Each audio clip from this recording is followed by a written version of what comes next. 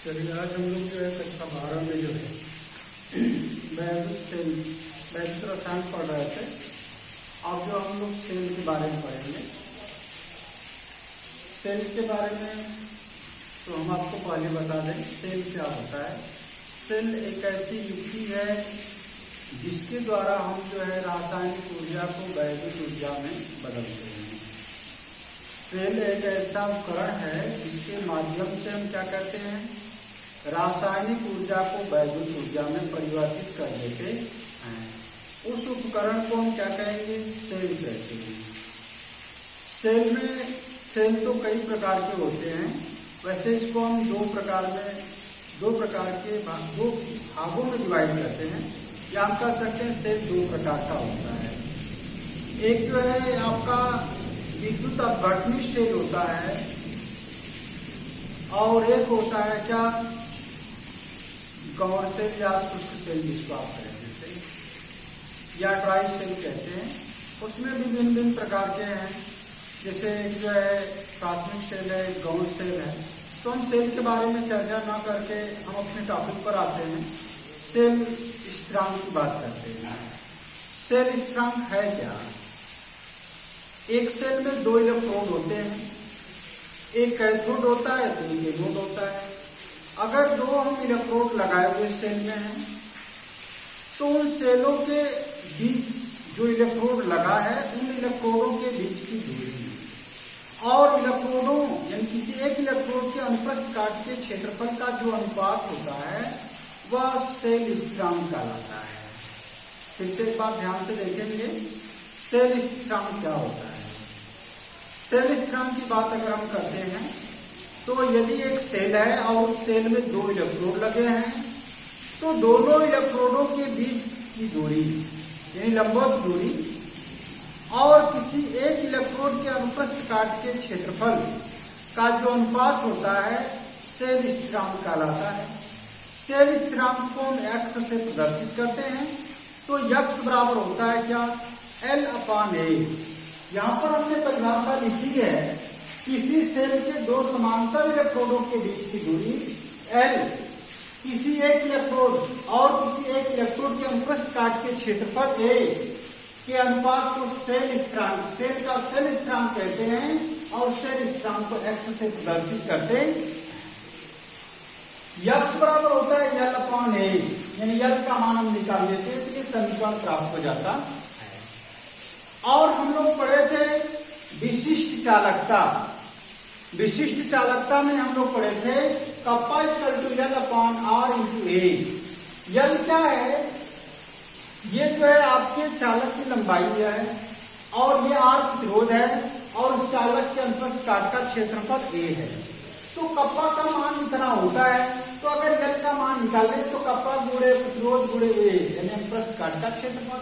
ये समीकरण आपका 2 हो गया और ये 1 और 2 से भी तुलना करें तो ये दोनों आपस में बराबर है, तो ये भी दोनों आपस में क्या होंगे, बराबर होंगे। तो ये जो है 1 गुणे x बराबर के कप्पा गुणे प्रतिरोध गुणे क्या लिखते हैं A, यानी आपका सेल स्थिरांक बराबर हो जाएगा K गुणे कप्पा गुणे प्रतिरोध गुणे क्या हो गया, अनुप्रस्थ काट का क्षेत्रफल ये कट जाएगा तो ये आपको मिलेगा। अब देखिएगा ये C बराबर 1/R होता है तो R बराबर 1/, क्या लिख सकते हैं, C। तो R के स्थान पर अगर 1/C रख दें तो ये कप्पा C जाएगा। C क्या है, चालकता है। C क्या है, चालकता, और कप्पा क्या है, विशिष्ट चालकता है। तो हम कह सकते हैं कि किसी भी सेल की विशिष्ट चालकता और उसकी चालकता का जो अनुपात होता है वह सेल स्थिरांक के बराबर होता है। फिर से एक बात ध्यान से देखेंगे, अगर हम परिभाषा को बदल दें सेल स्थिरांक की तो लिखेंगे कि किसी सेल की विशिष्ट चालकता और उस सेल की चालकता का जो अनुपात होता है उसको हम क्या कहते हैं, सेल स्थिरांक कहते हैं। यानी ये सेल स्थिरांक बराबर होता है विशिष्ट चालकता बटे क्या, चालकता। दूसरी बात, अगर आगे बात करते हैं तो हमारा आता है एक नियम, कुलराउस का नियम।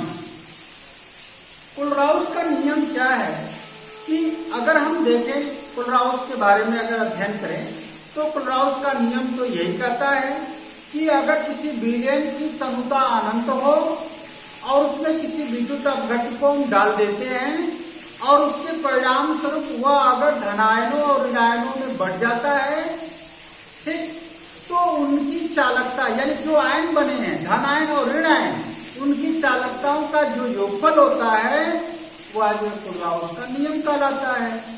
ध्यान देने की बात यह है कि यहाँ पर हमने परिभाषा लिखी है, अनंत तनुता पर किसी विद्युत अपघट्य की तुल्यांकी चालकता धन आयन तथा ऋण आयन की रासायनिक चालकता की योग से क्या होती है, बराबर होती है। कहा है कि अनंत तनुता पर किसी विद्युत अपघट्य की तुल्यांकी जो चालकता होती है वह जो है धनायन यानी कि जो हमने विद्युत अपघट्य लिया है तो धनावेशित और ऋणावेशित हुआ है, तो उनकी आयनिक चालकता की योग में क्या होती है, बराबर होती है। ये तो आपका वेरी वेरी इंपॉर्टेंट भी है। कभी कभी पूछ देता है क्लोराउस का नियम क्या है, क्लोराउस का नियम आप बताइए। अगर हमें ये अध्ययन करना हो कि क्लोराउस के नियम के द्वारा किसी विद्युत अपघट्य की तुल्यांकी चालकता हम कैसे ज्ञात करते हैं, तो उसका गणितीय प्रारूप क्या होगा उसके बारे में अगर हम अध्ययन करें तो क्लोराउस के नियम में ध्यान से देखेंगे कि हम जो है कोई भी विद्युत अपघट्य दिए हैं तो उसको हम जो है विलायक में डालेंगे, विलायक में डालेंगे तो वह वियोजित हो जाएगा क्योंकि वैद्युत अपघट्य है। जब वह वैद्युत अपघट्य है तो वह वियोजित होगा, एक धनायन बनेगा और एक ऋणायन बनेगा।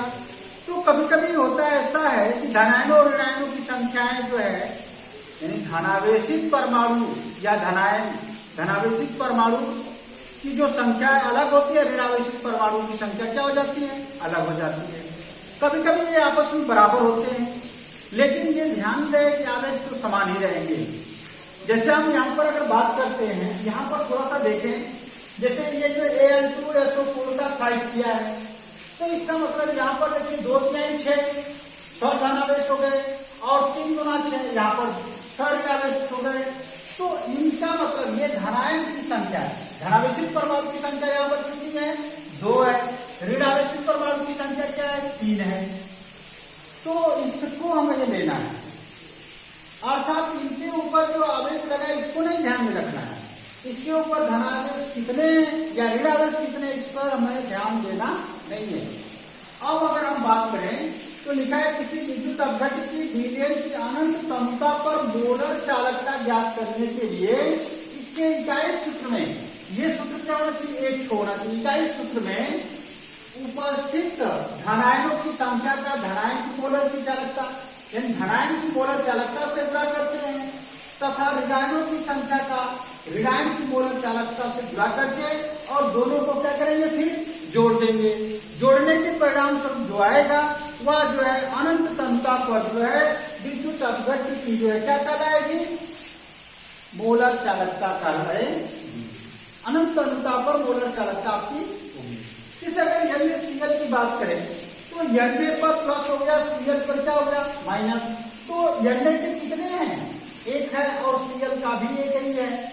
तो अगर इसकी जो है हम तुल्यांकी चालकता लिखें, ये क्योंकि NaCl आपका विद्युत अपघट्य है तो इसकी अनंत तनुता पर तुल्यांकी चालकता की अगर बात करें तो यह अनंत तुल्यांकी चालकता है, NaCl की अनंत तनुता पर तुल्यांकी चालकता है। और ये जो अनंत तनुता पर सोडियम यानी कि जो धनायन है उसकी तुल्यांकी चालकता है और ऋणायन है उसकी तुल्यांकी चालकता है। अब इनकी तुल्यांकी चालकताओं का जो योगफल होगा वह सोडियम क्लोराइड नामक विद्युत अपघट्य की जो है अनंत तनुता पर क्या कहलाएगी, तुल्यांकी चालकता कहलाएगी। अगर हम आगे बात करें जैसे Al2SO4 का ख्वाहिश है, 2Al पर 3 प्लस है, 3SO4 पर 2 माइनस है। तो यहाँ भी हम पाएंगे कि इसके 2 हैं तो 2 से इसमें इसकी तुल्यांकी चालकता में गुणा कर दीजिएगा। अनंत तनुता पर जो इसकी चालकता तुल्यांकी चालकता होगी उसमें 2 से गुणा करेंगे और इसकी अनंत तनुता पर जो तुल्यांकी चालकता होगी उसमें 3 से गुणा करेंगे और जोड़ देंगे तो एल्युमिनियम सल्फेट यानी कि एल्युमिनियम सल्फेट जो विद्युत अपघट्य है उसका अनंत तनुता पर तुल्यांकी चालकता आ जाए